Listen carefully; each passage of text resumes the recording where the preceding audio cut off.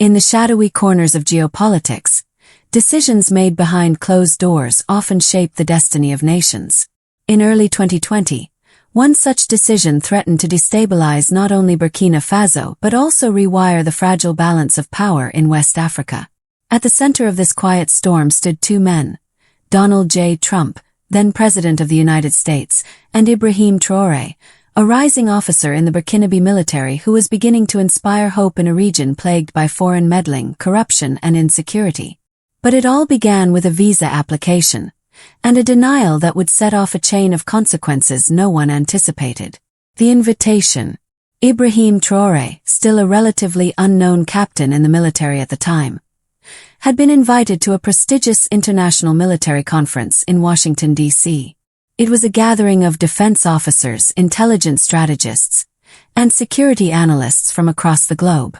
The theme: combating global insurgency through regional partnerships. Traoré, known for his clarity of thought and grassroots approach to counterterrorism, was nominated by a European defense NGO working in the Sahel.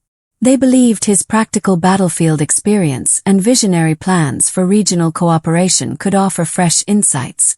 It was to be his first visit to the United States, a symbol of legitimacy and a potential launchpad for deeper strategic partnerships. But days before the event, Traoré received an email from the U.S. Embassy in Ouagadougou.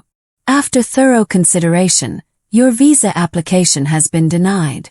The U.S. government reserves the right to refuse entry based on undisclosed criteria. Confused and disappointed, Traoré dismissed the issue publicly. But internally he was boiling. Privately he sensed something more profound was at play. Behind the curtain, a decision made in the Oval Office. 2 weeks earlier, a classified intelligence briefing had been presented to President Donald Trump in the Situation Room. The Central Intelligence Agency had flagged an unusual spike in digital traffic among African military officers sympathetic to anti-Western sentiments. One name kept recurring in confidential group chats and intercepted audio recordings: Ibrahim Traoré. He's getting popular among the youth and military in Burkina Faso, an intelligence officer told Trump. He's speaking against foreign bases, calling out France and even questioning AFRICOM's role in the region. Trump, already irritable about what he called ungrateful allies and endless money pits, didn't need much convincing. At that time, his administration was quietly prioritizing loyal, cooperative leaders in Africa, those who opened up natural resources and defense corridors without much resistance. Traoré, however, was a wild card. Block him, Trump ordered casually. We don't need another Sankara situation. Echoes of Sankara. The comparison to Thomas Sankara, a revolutionary Burkinabe leader who was assassinated in 1987 after challenging imperialism, was not lost on Traoré. In fact, Sankara was his childhood hero. Much of Traoré's vision had been built on Sankara's legacy: self-reliance, anti-corruption, and reclaiming African dignity. News of the visa denial leaked online within days, sparking outrage among Pan-Africanist circles. Social media erupted. The West is afraid of another Sankara. Why is the U.S. denying visas to African officers fighting terrorism? Because he speaks the truth. Traoré became a symbol overnight, not just in Burkina Faso but across Mali, Niger, Togo, and Benin. Youth movements began chanting his name at protests. Songs were composed. Graffiti appeared on walls in Ouagadougou. Traoré equals resistance. What was meant to suppress a rising voice had amplified it. Washington's miscalculation. In Washington, the State Department began receiving diplomatic queries. Why was Traoré denied? Are we supporting democracy in the Sahel or suppressing it? Do we want strong partners or loyal puppets? The U.S. ambassador to Burkina Faso warned in a cable. The denial has turned him into a nationalist hero. The people believe he's being punished for standing up to neocolonialism. This will have consequences. But back in Washington, the Trump administration had already moved on. There was a re-election campaign in full swing, COVID-19 spreading fast, and little appetite for Sahelian politics. Backlash in the Sahel. Weeks after the visa saga, Traoré was summoned by the Burkinabe Defense Ministry and reprimanded. France was unhappy. Rumors swirled that French intelligence had also flagged him as potentially destabilizing. The message was clear: stay quiet or you'll be replaced. But Traoré didn't step back. Instead, he quietly began building a network of young officers, intellectuals, and civilian allies.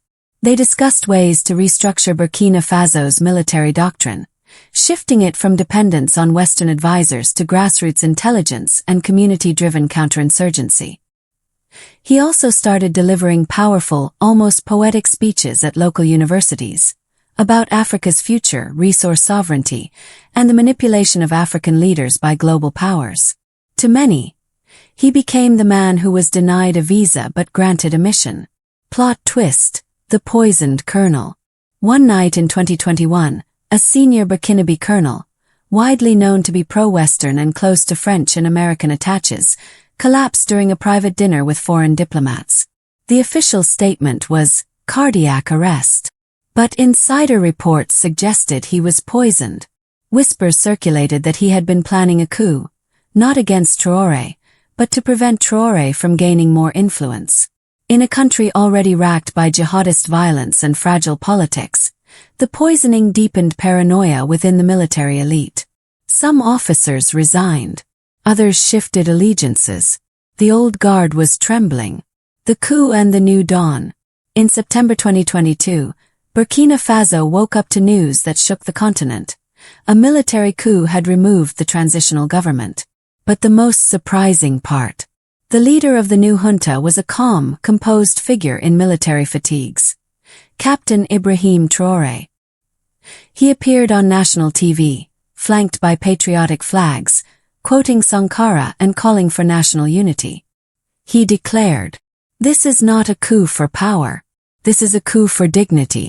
For Burkina Faso. For Africa." There was no bloodshed. No foreign intervention. The people, tired of insecurity and puppeteers, poured into the streets chanting his name. From Mali to Chad, from Kinshasa to Accra, Traoré's rise was seen as the awakening of a new generation of African leadership, bold, unbought, and unwilling to play puppet. Washington's silence and regret. By the time the Biden administration had settled in, they were dealing with a very different West Africa. Russia had entered the conversation. France was losing its grip. China was offering more infrastructure deals. And Traoré. He had already refused U.S. military aid tied to political conditions. In a closed-door congressional briefing, a Democratic senator asked, "Could we have influenced him earlier, before he became a Pan-African icon?" A CIA analyst answered plainly, "We denied his visa. That was the spark." Epilogue: the man who was denied. Years later, as President Traoré stood before the African Union delivering a passionate speech on continental unity, few remembered the quiet incident that ignited his rise. But somewhere in a forgotten diplomatic cable in D.C., a line remained.